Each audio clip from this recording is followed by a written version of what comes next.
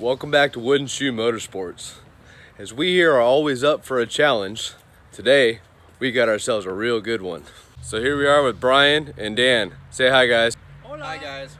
Brian's gonna tell you a little bit about this one. 1964 Mercury Marauder, and if this doesn't look like a salty dog pirate, I don't know what does.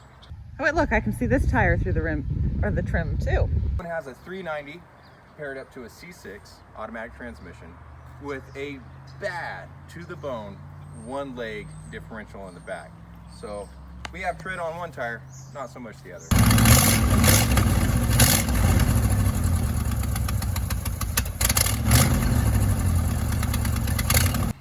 As you can tell, she's in all of her glory, rust everywhere.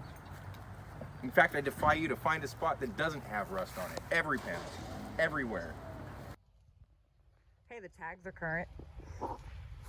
She rolls. She's actually registered. Somebody was driving her not too long ago. If you look at our interior, we have a, I think we can call that a one-off, right? That's a one-off interior right there.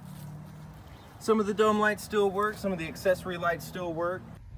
Custom steering wheel. She goes in park, she goes in reverse, she goes in drive. Now stopping, well, pirates don't like to stop, so I see where a Marauder wouldn't want to either. You can hear that mighty 390 roaring. This old dog has seen her day, and we're gonna bring her back. So let's get the vehicle connoisseur's first impression of how this car looks. It looks good. It looks good. So what's the plans for this old girl? Well, we're thinking going through and doing a whole bunch of body work. Dan's back there discussing that right now.